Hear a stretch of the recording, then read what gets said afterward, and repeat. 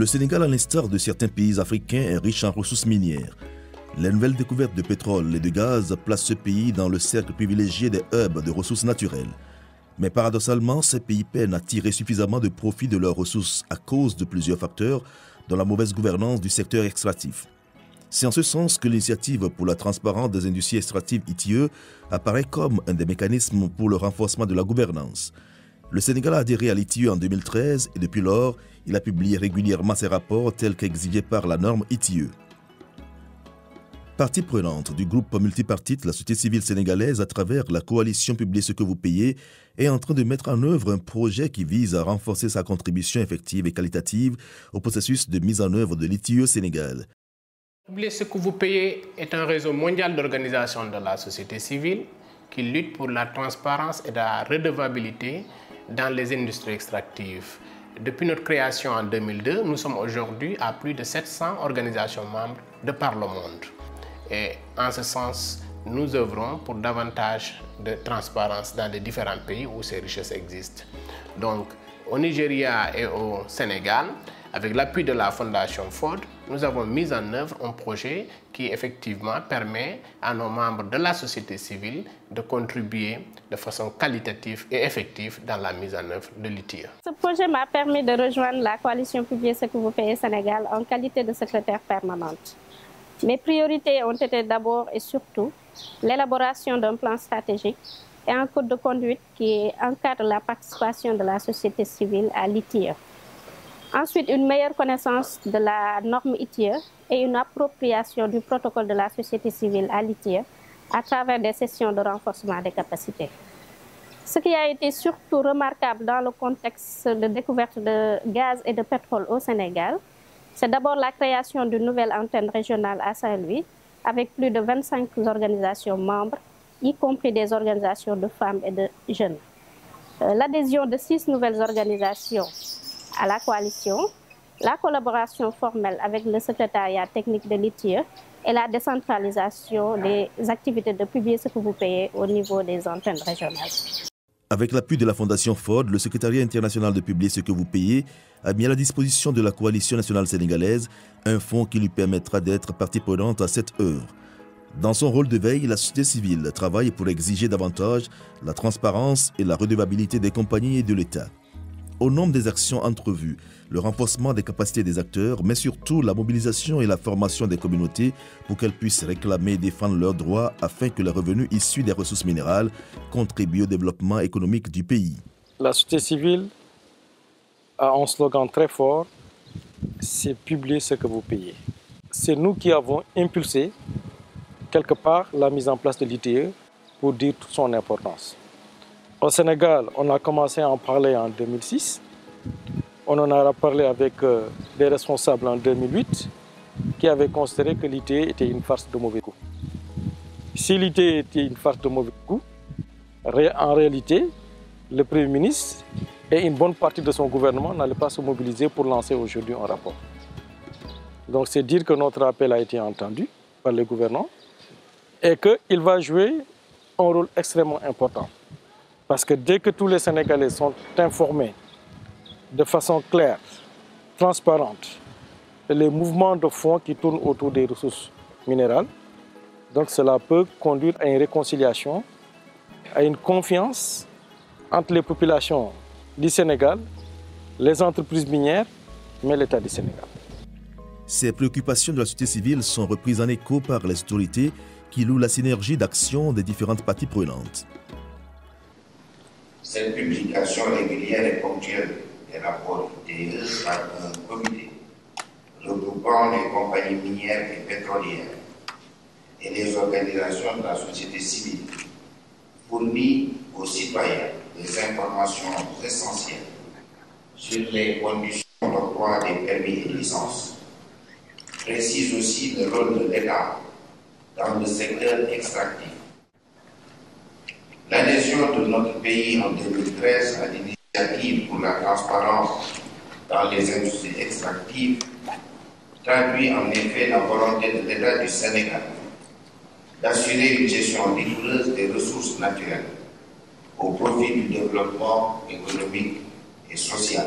Les compagnies minières se disent en phase avec les exigences de l'ITIE, même si les relations ne sont pas toujours des plus cordiales lorsqu'il en vient aux négociations. Pour nous, la transparence et la redevabilité, la bonne gouvernance qui sont prônées par la norme ITIE sont des valeurs qui sont au cœur de nos actions quotidiennes.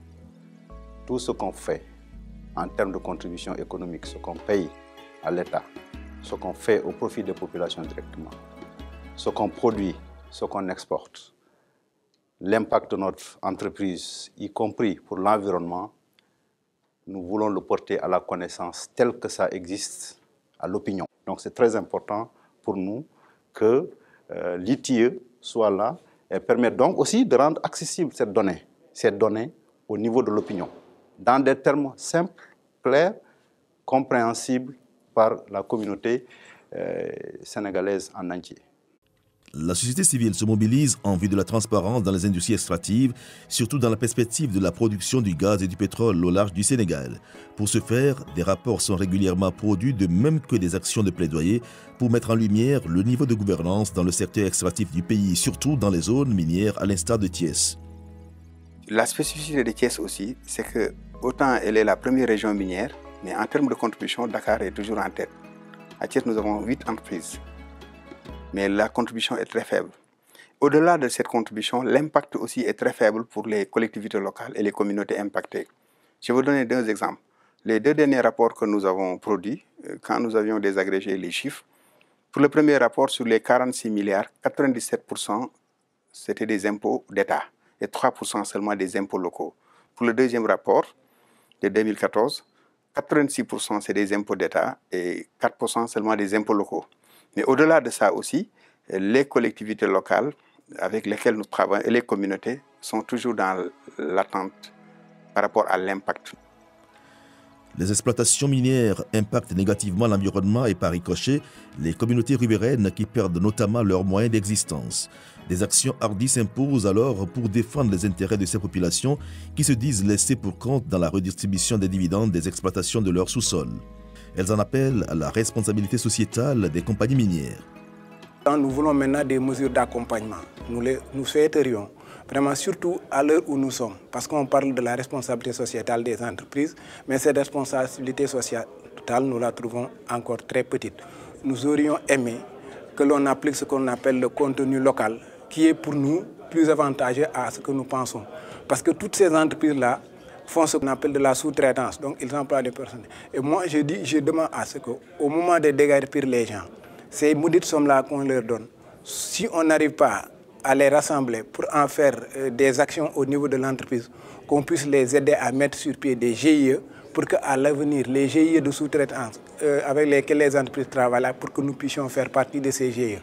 Beaucoup de textes ont été adoptés en vue d'encadrer le secteur extractif, mais les collectivités locales sénégalaises s'offusquent de la lenteur dans la concrétisation des dispositions qui devraient aider à développer leur localité.